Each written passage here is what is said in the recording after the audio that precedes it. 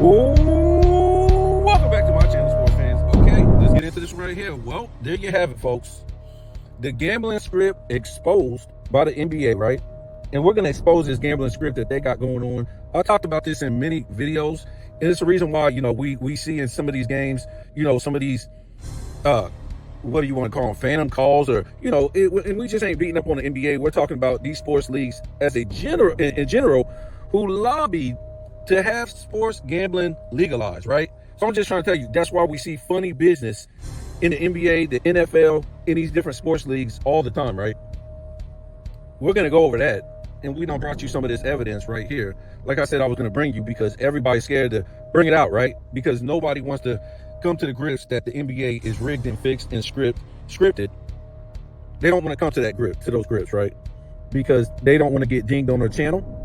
And more power to you, whatever like that. I don't get paid nothing, so I'm going to say whatever I want to say. And trust me, BootTube never liked me from the beginning. They told me I could be monetized, and then when it came time to be monetized, they said I had reused material after I made, a lot of videos, you guys. I don't know, maybe close to 1,000 videos or something like that. So the problem is when you're monetized already and you get reused material, a strike or something like that, you can find out what it was, right? Because you'll see the strike automatically, whatever like that, or you just notice why you'll get demonetized, and then because I made this video. When you're not monetized, there's no way to find out what video it was that you had reused material.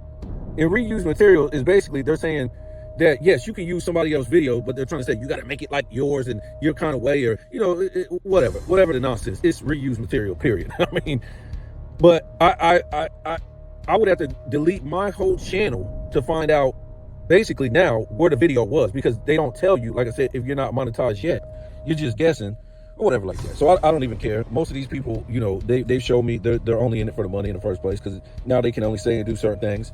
And this is one of the things they could never do, is expose this. And it's not really exposing, because the NBA and these professional sports league, they tell on themselves. Now, I heard people out here trying to defend or go along with the script of the Luka and the Reeves being hurt. And I heard this from many content creators. Now, listen, maybe they're uninformed, and some of them are just going along with the script or whatever like that. Whatever you want to do, that's on you. But the fact is, as we know, Luka and Reeves aren't hurt, guys. We already told you this is another out for LeBron James to play next season, so they can say, look how they were doing when they were full healthy. They were in the 3 seed. They were doing good. Even if Luka and Reeves plays in the playoffs, you still got that crutch. When they lose, they can use that. Oh, man, they were hurt. The good old LeBron James excuse in the playoffs or in the NBA finals, he was hurt. We hear about that, every time he loses in the playoffs or the finals. Oh, he has something going on with him, or some other teammate was hurt. It's always an out. So, like we said yesterday, this will be another out for LeBron James, not to only play next season, but for him to come back to the Lakers and, as a third wheel again. It's not so bad. He stayed out of the way, just about the entire season, especially when Reeves came back from his, fake injuries. They do this on these prop bets and stuff like that. That's all they're doing. I'll tell you guys right now, all these guys sitting out, this is part of the betting on how many games these players will play each season. And this is why you're like mind blown. How come in the start 5 you have one guy be out for 10 games, then he'll come back, and then another guy will leave for 10 games, then he'll come back, and then another guy from the starting lineup will be gone for 10 games. It's all part of the betting, guys. You're gonna have to start using common sense. When it comes down to it, these leagues are entertainment based, so they can get away with anything they want. So yeah, I heard people basically taking up and supporting this madness of, oh, LeBron James is getting what he deserves. His fans are getting what they deserve for, saying LeBron James has been great this year. The Lakers are going to the finals, all this stuff, right? This is what the NBA wants from the script, guys. It's part of the script. But they don't want you to expose the script. That in these next, 5 games, it doesn't matter if LeBron James loses, guys. He's going to put up 35 fucking points a game. Get you 8 rebounds and 8 assists. Who else is going to do the scoring on the team, guys? So this isn't working against LeBron James. This is in his favors, dummy. In his favor, dummy. No matter if they lose, the hype train will be so, what's the word? That won't make no sense. I was going to say something, but that doesn't make any sense. But the hype train is going to be so big. Who was able, and they're going to win some of these games. They're not playing nobody. I think they play 2 games of the rest of the season. They play, contenders. But the rest of the games, they don't play nobody. And if this league and players are all in on it, you think they're going to let LeBron James and the Lakers lose, guys? I'm talking about the bad teams. So he's going to put up crazy numbers, probably. Dunks and layups. And you've never seen this before from a 41-year-old. And like I said, whether they win or lose, you got to give the man the props for trying to carry the team at 41 years old. You better not hope this man put up 45 points or something crazy. You don't think there's nobody else on the team to score, guys. And who's going to try to stop this guy doing dunks and layups? Nobody, guys. He's going to get the foul calls. Guys, just get ready. I hope they prove me wrong. But this is what all this works in LeBron James' favor. It ain't no boo-boo. This is what you get. Your teammates got hurt. No, this guy done won. Remember, never follow the script. Expose the script. They don't want to do it, guys, for some reason. So let's talk about this gambling thing. Because I thought it was insane that gambling ever got legalized. Sports and gambling was just, no, you better not say them things together back in the day. And I told you, we're going to read this real quick, that it ain't just something that one day the politicians woke up on their own and said, yeah, we want to legalize, gambling. Don't go like that. So I said I'm going to find out who was in on it, because I know nobody could ever get it legalized unless the sports leagues was in on it. So listen to this. The push to legalize sports betting was primarily driven by the American Gambling Association. Major gambling companies, FanDuel, DraftKings, remember, these are the ones that push the big sports leagues, right?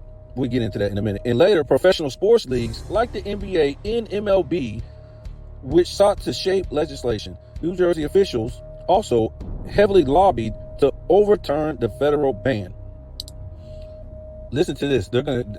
Listen how they try to, put the sports leagues last in this. Key entities involved. American Gambling Association led the lobbying campaign on Capitol Hill to repeal the Professional and Amateur Sports Protection Act. Next, New Jersey legislators and stakeholders spearheaded the legal battle, spearheaded by officials and stakeholders, that resulted in the 2018 Supreme Court ruling allowing state-level legalization. Of course, they had to put this last, right? They couldn't put this first. Sports leagues, NBA, MLB, NFL, originally opposed, but later pivoted to join betting companies to secure a percentage of revenue integrity fees and shape regulations. Wow. Let's get into this last part right here. To secure a percentage of revenue integrity fees and shape regulations. Wow.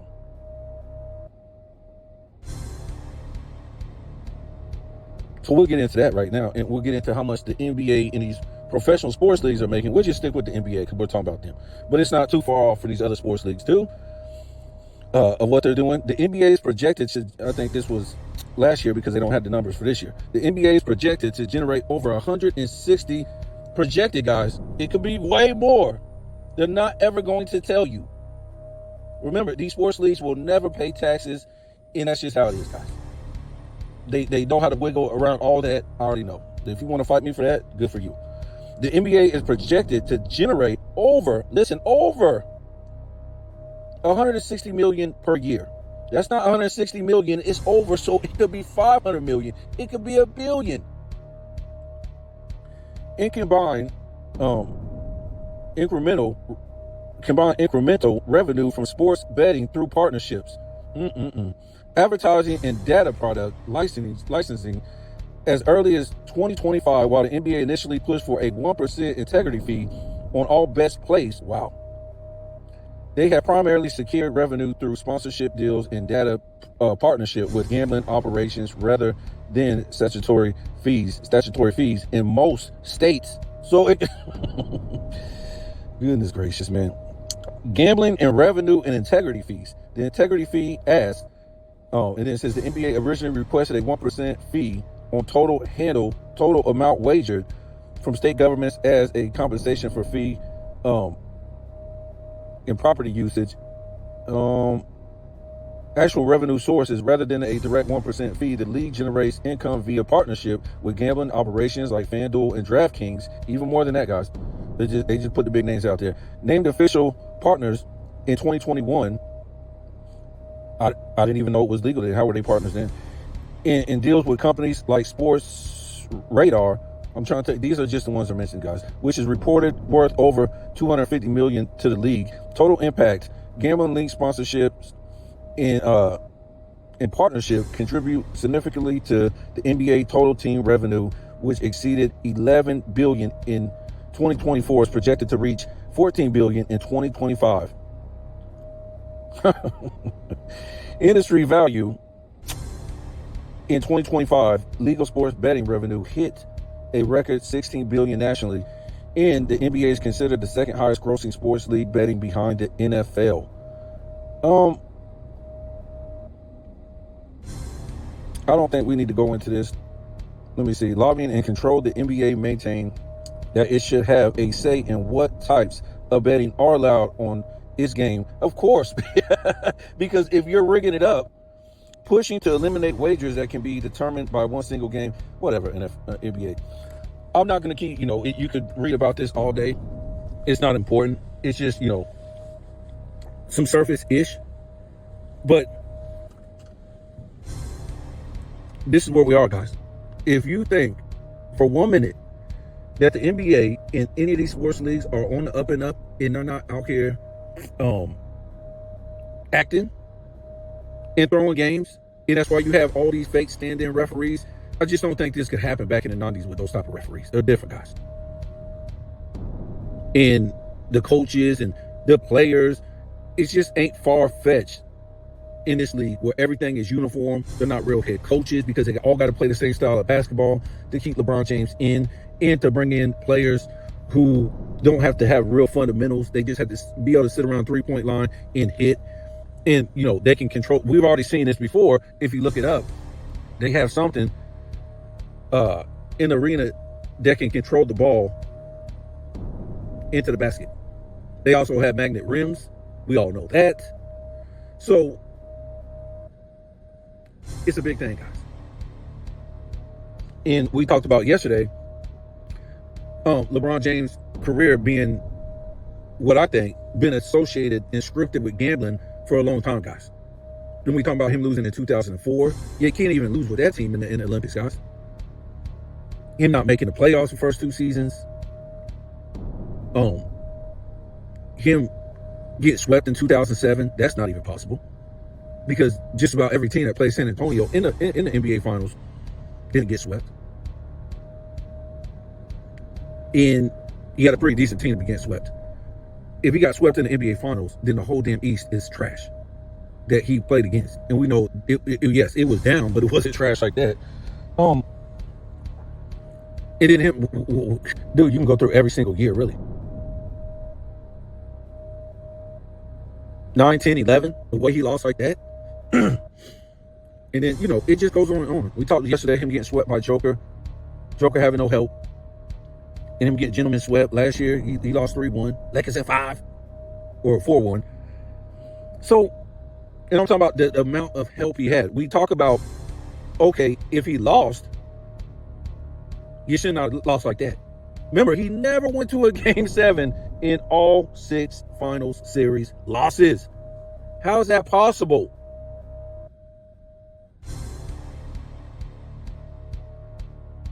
So when you do lose, you're not supposed to lose like that. And a lot of times he's barely winning in the NBA Finals.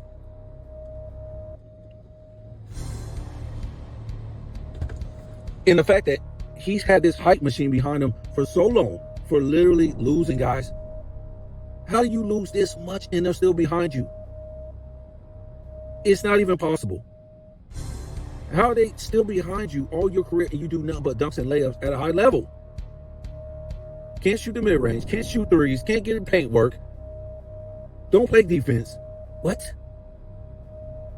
So they pretty much pretty much for the gamblers, getting you to bet on this guy why he loses. That's pretty bad. And the Shannon Sharps, the Nick Rice, all these fools have been behind it. The Stephen A. Smiths and the other minions. And if you don't believe me, I don't know what to say. You can just start putting 2 and 2 together about his career and him losing when he's on top with good teams. And he's supposed to win. Or if he ain't supposed to win, he ain't supposed to be losing like that. 2 international games in a row. This guy got beat by plumbers. Manu Ginobili is 6 man, and then he gets smoked in a FIBA in 06. How is that possible? Who's winning this money, guys? Who's in on the fix? Who is in on the fix? So yes, they need LeBron James to keep playing, to keep their league talked about. So people will, yes, the NBA is horrible as far as the ratings, but you take him out, people will start walking away even more. And they will lose their gambling money because people won't be interested like that to seeing him lose or win. Take it how you want to. Scap, you're an idiot. You think that Joker did this and did that against the Spurs team that literally choked that game away. I watched it. It was under 2 minutes to go. Way under 2 minutes to go. The Spurs were up by 6. The Denver Nuggets came down to shoot a 3. Not surprisingly. I forget who it was that shot the 3. I forget who it was for the Nuggets. He shot the 3. He already released the ball. It was gone. And the Spurs player just pushed him for no reason, guys. No reason. To basically ensure that if he missed a shot, he would still get 3 shots. Guess what? He made the 3, and it turned into a 4-point play, and now he's going to the line to shoot a free throw, and he hit the free throw, and now they're only down by 2. The Spurs, down the stretch, in the last 2 minutes, was leaving guys wide the fuck open.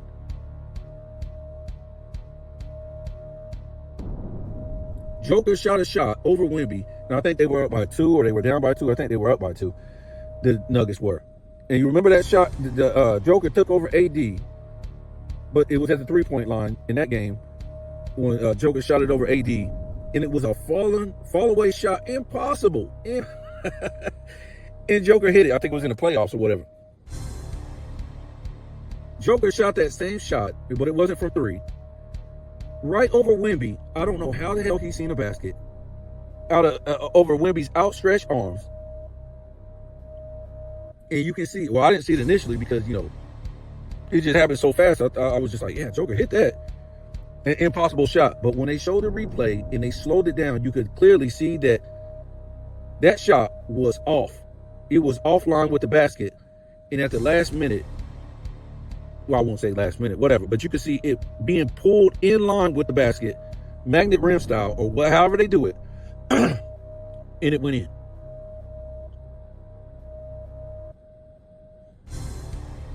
So here you have it.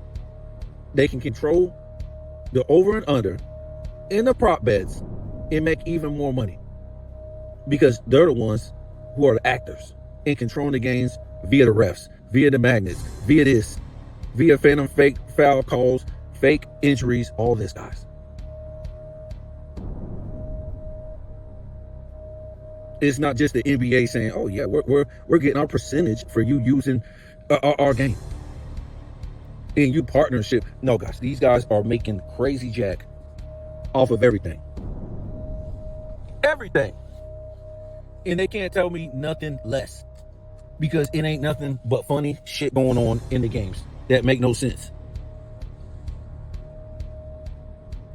That game should have never went to overtime yesterday. There was nothing that Denver did that convinced me that Denver should have been in control of that game, or Denver to come back, except for the Spurs doing dumb shit in the fourth quarter to let them back in that game. Taking bad shots, giving dumb fouls, and leaving guys wide open. That's it, guys. Other than that, Denver didn't impress me in that comeback. It was the Spurs who literally threw that game. Victor Wembanyama, why are you on the perimeter dribbling around in the last 5 minutes like you're Allen Iverson? Dude could literally get deep in the paint, turn around, and jam on these fools just about every time. But you got a 7'5" center out there dribbling around like Allen Iverson, guys? Really? This is where we are? Wow. So I'm gonna get off of here. That's what it is. Those are the facts. I don't know what else to tell you guys. I just thought, I would actually, show you guys this just in case you're wondering why these games are always looking so weird. All these weird calls, all these fake injuries. And get ready. Like I said, a lot of guys now are coming back to my channel and say, oh man, I can see these fake injuries you was talking about. They're all in it on it. All in it. They're all in on it, guys. And they can be, because it's an entertainment-based league. It's nothing real.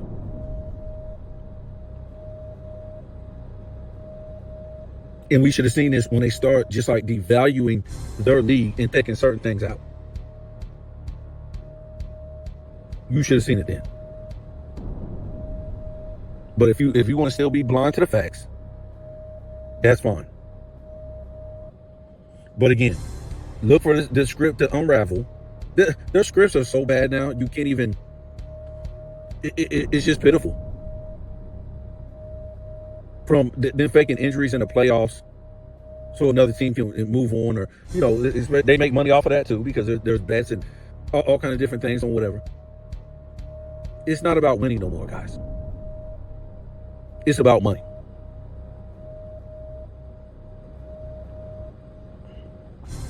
So again, look for this thing with LeBron James. He's going to win.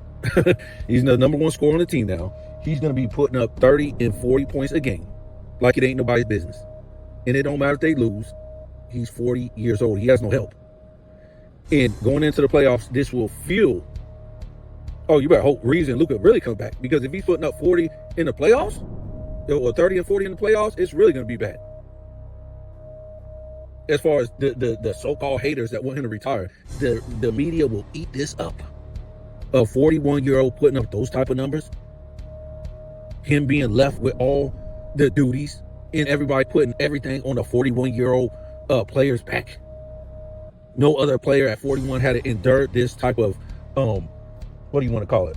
This type of weight on his back to carry his team. This is, hey, you guys probably can say this script better than me, as far as what they're going to say in the future and how this plays out.